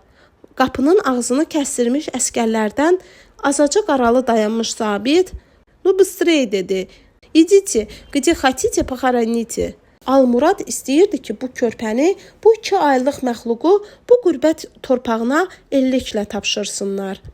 Almurad artıq sıçrayıb dəmir yolunun kövhərinə düşmüşdü və gözləyirdi ki, kimsə qırmızı yorğançaya büklü meyidi götürüb ona uzatsın. Əvəz qoltuq ağacına söykənib dayan Mirzəyə baxırdı. Mirzə heykəl kimi oturmuş arvadına. Almurad birdən-birə "Kimi gözləyirsən Sona?" dedi. "Tərpən görək də." Bu sözdən sonra Sona ürəklənsə də meyidə ehtiyatla yanaşdı. Əl uzatmamışdan qabaq da astadan "Bismillah" dedi. Bismillahirrahmanirrahim. Əri onu nə ağır bir işə buyurmuşdu. Arasında 2 aylıq körpə uzanan bu qırmızı yorğançanı yerindən qaldırmaq nə çətin imiş. "Tez elə Sona." Ərinin bir qədər sərt dediyi bu sözdən sonra Sona özü də bilmədi ki, yorğançanı necə götürdü. Aşağıda durmuş ərinin qollarının üstünə necə qoydu. Qolları qoynunda heykəl kimi durmuş mələk sanki birdən-birə cana gəldi. Sanki birdən-birə ona nəfəs verdilər. Və elə bil o nə isə baş verdiyini də bundan sonra dərk elədi. Bircə dəfə qışqırdı. Yalnız bircə dəfə. Amma elə qışqırdı ki, səsi bütün qatarı tərpətdi. O huşunu itirib vaqonun döşəməsinə sərələnəndə uşaqlar da ağlamağa başladılar. Mirzə, qorxmayın, bunun onsuz da perpatkası var dedi. Ayılacaq. Əvəz özü sıçrayıb dəmir yolunun çınqıllı köpərinə düşəndən sonra Mirzəni də əskərlərin köməyi ilə yerə indirdilər. Qatar yola çıxan gündən ilk dəfə idi ki, ayağı torpağa dəyirdi. Elə bir yeriməyi də yadırğamışdı. Bu dəmir yolunun çınqıllı, sürüşkən köfbəri ilə o da rahatca aşağı enə bilərdi. Amma o bir ayağının üstündə idi. Bu ayaq da nədənsə titrəyirdi. Külüngü beli özü yerə enməmişdən qabaq Almurad qarın içinə tullamışdı. Qar çox da qalın deyildi, amma bərkimişdi. Qəbir yerini də Almurad özü seçdi. Çox aralanmayaq, yolun qırağı yaxşıdır elə. Qulağı səs eşidər həmişə, dedi. Qəbir yerini balaca götürsə də tez yoruldu. Sən demə torpaq da donubmuş. Donmuş torpaqda da bel yaramadı. Külüngə əl atmalı oldu. Bir ayağının üstündə güclə dayanmış Mirzənin ya təkəlli əvəzin əlinə bel verməyəcəkdi ki. Əsgərlər də vaqonların pəncərəsindən baxan qadınlar, kişilər, uşaqlar kimi aralıdaca durub tamaşa eləyirdilər. Yalnız arabir bu hava kimi soyuq səs eşidilirdi. "Patarapitis, tavarişi, patarapitis", zabit deyirdi. Vaqonun pəncərələrindən qışqıra-qışqıra soruşurdular ki, kimdir rəhmətə gedən? Hamısının da cavabını əvəz verirdi. Səsini çıxartmırdı heç. Şəhadət barmağını qarın üstündəki balaca, qırmızı yorğançaya tuşlayırdı. Aralıda qırmızı qərənfil kimi görünən yorğançaya. "Dərin qazın ey, dərin qazın, qurd-quş yeməsin." Mələk sanki bu sözü demək üçün ayılmışdı. Gözünə nə göründüsə, qulağı nə eşitdisə yenidən bayıldı. Və sonra bu dəfə də camı suyla doldurub əlinin altına qoydu ki, yavaş-yavaş mələyin üzünə çiləsin. Mirzə xeyli aralıdakı dağ silsiləsinə baxırdı. Qar basmış yovşanlı çölə göz gəzdirirdi. Gah əvəzdən, gah təri dabanından süzülən Almuraddan soruşurdu ki, bura hansı stansiyaya yaxındır. Körpəni bu qırmızı yorğançanın arasındaca qəbrə qoyandan, qəbrin üstünə qalanan boz, gilli torpağı sulayandan sonra da Almurad saravat çevirib Astadan Quran surəsi oxumağa başlayanda qəfil bir külək də başladı. Zabit qışqıra-qışqıra "Patarapitis, tavarişi, patarapitis" deyirdi. Qatar tərpənəndən sonra vaqona çökən sükutu pozmağa uşaqlar da ürək eləmirdilər. Vaqonun işıq düşən yerindən baxmaq üçün hər gün itələşən bu balacaların yadına bu pəncərə də düşmürdü. Hərəsi bir küncə qısılmışdılar. Onsuz da zökəm hamısını yaxalamışdı. Mələk, bu uşaqlara çay ver sona, dedi. Heç olmasa canları qızsın. Bunların nə günahı var? Almurad alapaçanın dərdini uşaqlardan az çəkmirdi. Ehtiyat üçün götürdüyü aspirinin çoxusunu da artıq bu ata uddurmuşdu və bilmirdi daha nə eləsin ki, bu atın başı yerdən qalxsın, bıçalaq bağlayan gözləri durulsun. İnəyin isə dünya eninə deyirdi. Elə bil bu vaqonda doğulmuşdu. Amma əvəzin ən çox qorxduğu şeylərdən biri bu idi ki, mənzil başına çatmamış o tükənə. Bu boyda heyvanın qabağında durmaq mı olardı? Körpənin boş qalmış nənnisini yığmaq Almuradın ağlına çoxdan gəlmişdi.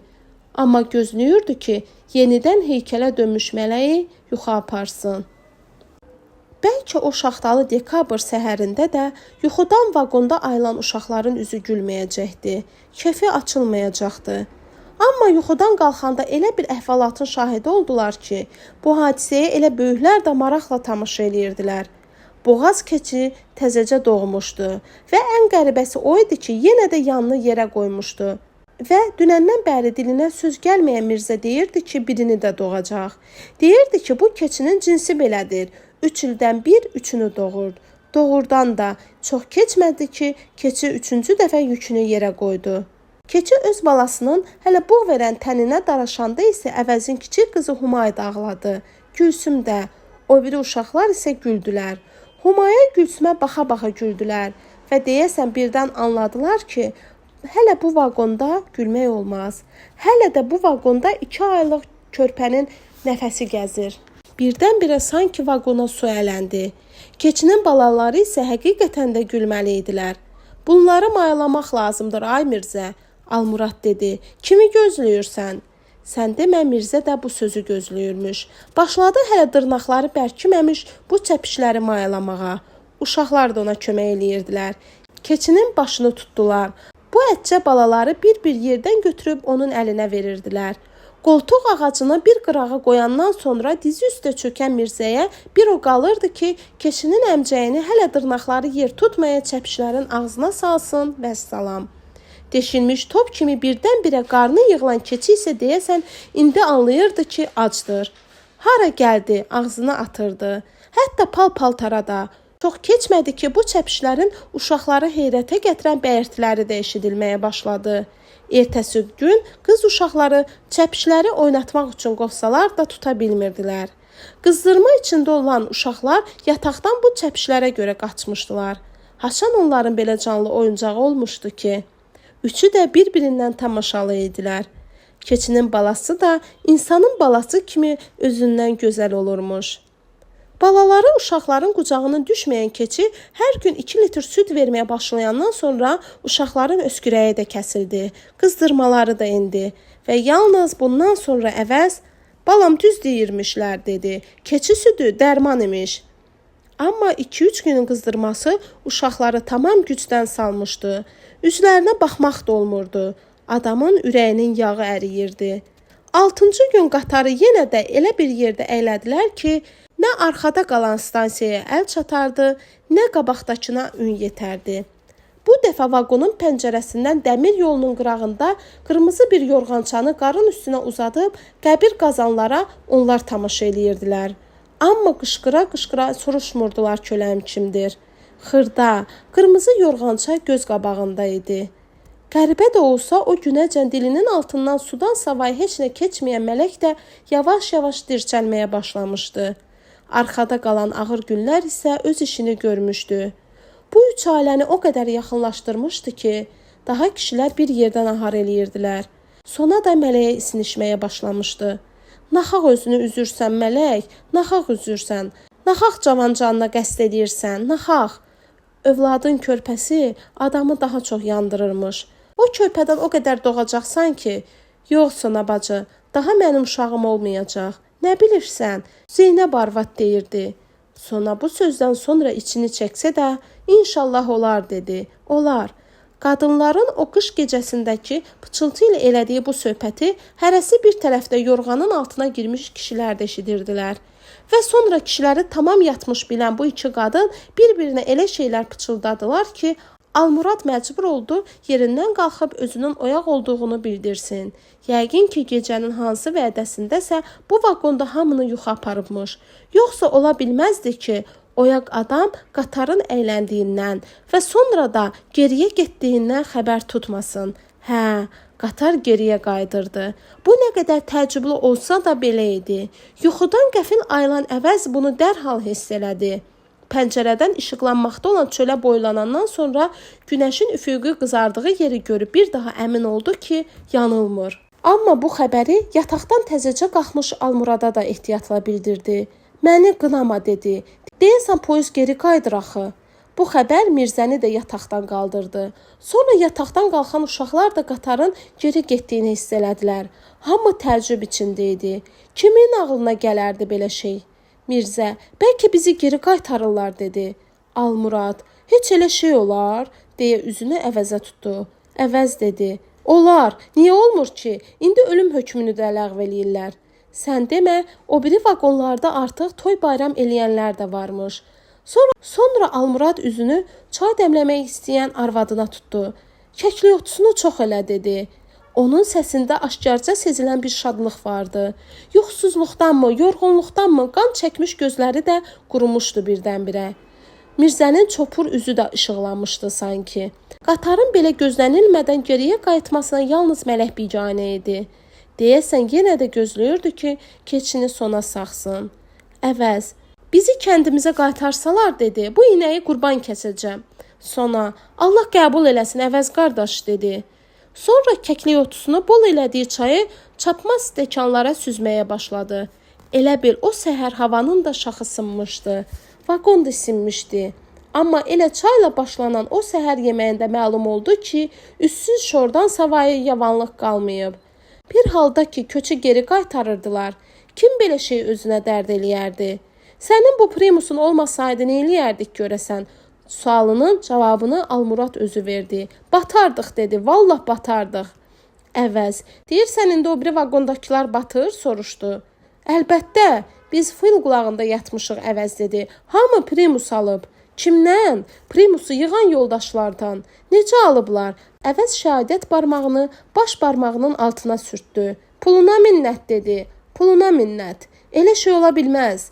Mirzə etiraz eləsə də Almurad dinmədi. Qatar isə gedirdi, sürətlə gedirdi və bu sürətlə bir həftəyə gəldiyi yolu 2 günə də qət eləyərdi. Amma çox keçmədi ki, qatar əyləndi və vaqonların qapısını açan əsgərlər hər vaqondan yalnız bir nəfərin düşməsinə icazə verdilər. Onu da bildirdilər ki, o bir nəfərin də yalnız su gətirmək ixtiyarı var. Bu stansiyada Almurada tanış idi.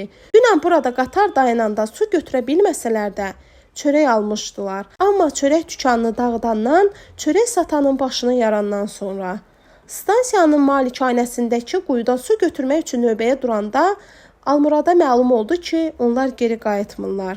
Qatarı müvəqqəti olaraq geri qaytarıblar ki, qarşıdan gələn xüsusi sürət qatarına yol versinlər. Hələ su növbəsi uzanmamış uzun bir qatar sürətini azaltmadan stansiyadan yel kimi keçdi. Almuradın kefi pozulsa da özünü o yerə qoymadı. Əlində 2 vedrə su vaqona qaydanda bu xəbərin mayasını zarafatla yoğurdu. İnəyini qurban kəsəsi olmadığına əvəz dedi. İnəyin bəxti ayaq üstəymiş.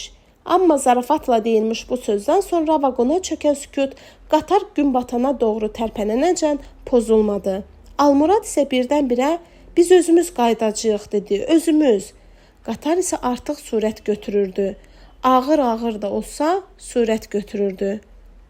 9 gün qabaq Vedidən çıxanda Almuradın ağlına da gəlməzdi ki, bu yol bu qədər uzanacaq və yeni ili də bu yolda, bu vaqonda qarşılayacaqlar.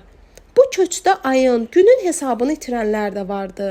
Amma o səhər o balaca stansiyada vaqonların qapısı açılanda zabit qışqıra-qışqıra cəmaatı qarşıdan gələn yeni il münasibəti ilə təbrik eləyəndə hamı bildi ki, ayın neçəsidir və Sovetlər ölkəsi sabahdan hansı ilə qədəm qoyur. Zabit onu da bildirdi ki, qatar gün batanacan bu stansiyada dayanacaq.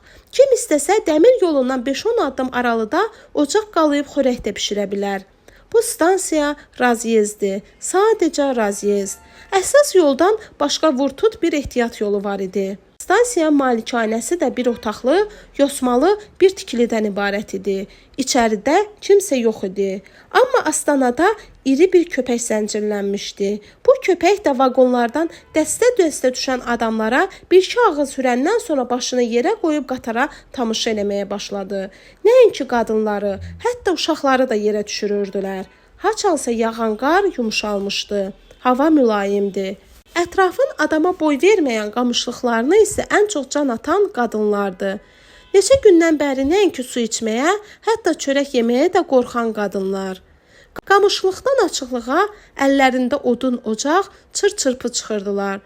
Güya elə buna görə özlərini toxuyurmuşlar. 100 adda çır-çırpının, kol-kosun bir-birinə qarışdığı qamışlığa. 90-a qədər ailənin başçısı Məşədi Paşanın başına yığan zabitin tapşırığı oldu. Zabit üzünü dübarə vaqonlardan tökülüşən cəmaata tutub dedi ki, yeni ili yaxşı qarşılamaq lazımdır. Bu işdə kommunistlər nümunə göstərməlidir. Amma Məşədi kommunistlərin nümunə göstərməsinə imkan vermədi. Özünün 2 yaşar cöngəsini vaqondan düşürtdü. Özünün bıçağını, baltasını, əl kötüyünü ortaya qoydu.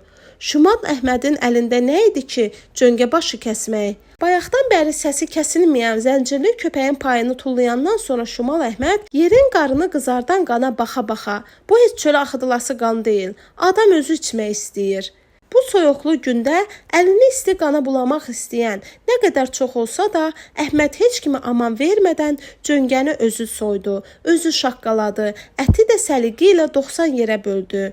90 adamın adı yazılmış 90 kağız parçasına da bu 90 payın üstünə Əhməd özü düzdü. Bu kağızları isə açıb ucadan oxumaq əvəzə həvalə olundu.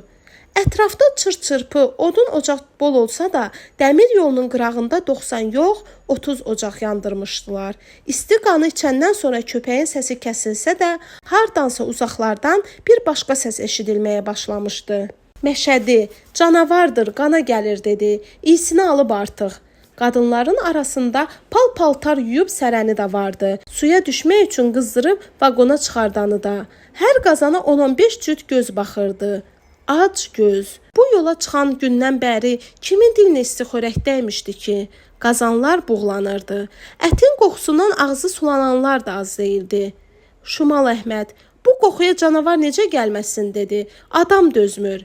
Vurub tutmaqdan başqa Şumal Əhməd yeməkdə də ad çıxarmışdı. Hamı bilirdi ki, o haçan bir toğlunun soyutmasını tək yeyib, haçan bir küpə qovurmanın axırına tək çıxıb, haçan 100 qozun ləpəsini dişinin arasından bir nəfəsə keçirib. Ortalıqda cöngənin qıllı qara dırnaqları və iri buynuzlu başı qalmışdı. Dərsini aparmışdılar Aşıq Heydəri salsınlar içinə. Xəstə Aşığın halı sən demə lap pisləşibmiş. Şimal Əhməd: "Aşıq yaxşılaşsaydı oxudardıq" dedi. "Hansı günümüz oxudardıq?" Şimal Əhməd qəfildən bu sualı ortaya atan adamın heç üzünə də baxmadı. "Bu günümüzə də şükür" dedi. "Şükür." Şimal Əhmədin dərddən şərdən gen dolandığını hamı bilirdi. Amma o da onsuz da qayıdacağıq deyə sözünə davam elədi. 100 ildən sonra da olsa qayıdacağıq. Hər halda Əhməd kimi sayılan bir adamın dilindən bu sözləri eşitmək Almuraddan ötürü çox xoş idi. Həm də indidən həm fikir axtarırdı. O indidən qayıtmaq barədə düşünürdü. Tədbir tökmək isə hələ tez idi. Hələ də heç kim bilmirdi ki, bu köçün son mənzili hara olacaq. Qatar qəfildən fit verməyə başlayanda hələ günün batmasına xeyli qalırdı. Hələ qazanları ocaqların üstündən düşürməmişdilər. Hələ heç kim bişmişini hasilə gətirməmişdi. Amma nəinki uşaqların, hətta böyüklərin də arasında qarnını doyduranlar vardı. Bu çölün düzündə düyü həlmi də ləzzətli idi. Plov süzən qadınlar hətta bu köçün üstündə gedən əskərləri də həlimə qonaq eləmişdilər. "Bыстрее, товарищи, все по местам." Rusca bircə kəlmə bilməyənlər də zabitin nə dediyini elə bil başa düşmüşdülər. Hamı vaqonların qapısına cummuşdu. Dolu, isti qazanları götürənləri belə qabağa buraxmırdılar. Vaqona köməksiz qalxa bilməyən qadınların qışqırığı kişiləri də çaşdırmışdı. Qatar fit verə-verə tərpənəndə hələ yerdə bir xeyli adam vardı. Onun da biri Mirzə idi. Qoltuq ağacını vaqona tullasa da, özü hələ də yerdə qalan Mirzə. Almurad: "Kömək eləyin ay cəmaət, kömək eləyin, Mirzəni qaldıraq" deyə qışqırsa da, onun hayına gələn olmadı. Cəmaatı qınamağa dəyməzdi. Qatar artıq tərpənmişdi. Vaqonun giriş yerinə barmaqlarını pərçim eləmiş Mirzə ayağını da yerdən üzmüşdü. Almurad: "Qır stop kranı ay əvəz" dedi. "Tez ol, qaç, stop kranı qır." Amma əvəzdən qabaq hansı vaqondasa stop kranı qırdılar. Qatar bir anlığa dayandı və Almurad mələyin, əvəzin, yerdən də Sonanın köməyi ilə Mirzəni qaldırıb vaqonun içinə atdılar. Qatarın bir anlığa əylənməsi bəzilərini ocaqda qalmış dolu qazanını götürmək həvəsinə də saldı və artıq vaqona sıçrayıb çıxmış Almurad bir də onu gördü ki, Sona da əlində dolu qazan vaqonun böyrü ilə qaçır. Sol əli ilə vaqonun qapısından tutub, sağ qolunu vaqonun böyrü ilə qaçan arvadına uzatsa da, qışqıra-qışqıra onu tələsdirsə də, Sona anbaan geri qalırdı. Yenidən kimsə hansı vaqondasa stop kranı qıranda, qatar yavaşlayanda o bir də arvadına qışqırdı. "Tulla o qazanı, tulla, tulla deyirəm sənə." Amma Sona nədənsə o qazanı əlindən buraxmaq istəmirdi. Almurad da hiss eləyirdi ki, dolu qazanı atmaq istəməyən arvadının gözləri qorxudan, həyəcandan böyüyüb. Amma nə eləyə bilərdi ki? Vaqondan düşsəydi, bəlkə də özü qalardı yerdə. "Tulla qazanı yerə Sona, tulla qazanı, tulla!" Amma Sonanın canı elə bir plov qazanında idi. Gözlənilmədən Sona büdrüyüb ağzı üstə yıxılanda və bir qazan plovun da qarası ilə birlikdə qarın üstünə dağılanda Almurad özünü saxlaya bilmədi. Özünü yerə tulladı. Qatar isə bundan sonra əyləndi. O çağancan əyləndi ki, Almurad arvadını yerdən dikəldəndən sonra da çəkə-çəkə gətirib vaqona qaldırdı. Mirzə kimisə söyürdü, yamanlayırdı. Axırda da mən bir kommunist kimi bunu yoldaş Stalinə yazacağam dedi. Baxarsınız, yazacağam. Hardansa lap yaxınlıqda uluyan yalquzağın səsi yenə də eşidildi. Almurad hələ közərməkdə olan ocaqların üstündə qalan qazanları saydı. O soyuq yük vaqonunda qarşıladıkları yeni il axşamında Almurad ən çox uşaqların eynini açmaq istəyirdi. Onların bir-birinə qısılıb dinməz söyləməz oturmağına dözmürdü. Amma bilmirdi körpəsini itirən gündən hələ də rəngi üstünə gəlməyən, bütün günü gözünü bir nöqtəyə zilləyən mələyin qulağı eşidə-eşidə onları necə dindirsin, necə deyib dindirsin, nə deyib dindirsin. Axşamdan xeyli keçəndən sonra nə fikir elədisə, daha bir armud yeşiyinin qapağını açdı. Yeyin dedi. Sonanın təzəcə sağdığı keçinin balalarından biri buynuzunu yeşiyə salandan sonra uşaqlar da elə bir ürəkləndilər. Dübarə təklif gözləmədən armud götürdülər. Ertəsi gün qatar iri bir stansiyada əylənəndə və hər qatardan bir nəfər su gətirmək üçün yerə düşəndə Almurada məlum oldu ki, əmsi oğlu Balaş o stansiyada qalıb. Əmisi arvadın dediyinə görə Ərkinaz da az qalırmış özünü vaqondan tullaya. Balaşı yaxşı tanıyırdı. Bilirdi ki, harda olsa gəlib çıxacaq. Amma bilmirdi ki, Balaş niyə qatardan qalıb. Gözlərinin yaşını axıdan əmisi arvadına ürək-dirək verəndən sonra istədi Ərkinaza da nəsə desin. Amma ermənicə nə bilirdi ki? Müharibədən qabaq Böyük Vedidə erməni vardı bəyəm, ermənicə öyrənə. O zaman elə Yerevanın özündəki ermənilər də Azərbaycanca danışırdılar. Ərkinazı nişan verib soruşdu. Razısanmı? Qəribdir əmsi arvadı dedi. Yazığım gəlir. Almuradın da birdən-birə bu erməni qızına yazığı gəldi. Türkçə heç bilmir, heç bir kəlmə də. Öyrənəcək Almurad dedi. Bunlar bizim dili tez öyrənirlər. Balaşın hansı stansiyada ləngiyib qatardan qalmasını zabitə də xəbər verdilər. Bu köçə rəhbərlik eləyən bu hökumət adamının bu xəbəri saymazyana qarşılaması Almurada bir qədər qəribə gəlsə də, kefli əvəz yatab aparmır ki, qorxma. Buna lazım olan o idi ki, Vedidən çıxartsın, dedi. Nə vecinə kimardı itib. Sonra da əvəz həmişə hər yerdə oxuduğu şeiri söyləməyə başladı. Deyəsən yenə əlinə nə isə keçmişdi. Yenə gözləri gürürdü. Qatar tərpənəndən sonra uşaq kimi kövrələn əvəzə də Almurad ürəkdirək verdi. Çətin günün ömrü az olar dedi. Qayıdacağıq. Sürgündən qayıtmaq sənə niyə belə asan gəlir? Mirzə, bəyəm bizi sürgün eləyirlər? Deyə dilləndi. Bu da bu günün sürgünüdür, əvəz dedi. Bu günün sürgünü başqa cür ola bilməz.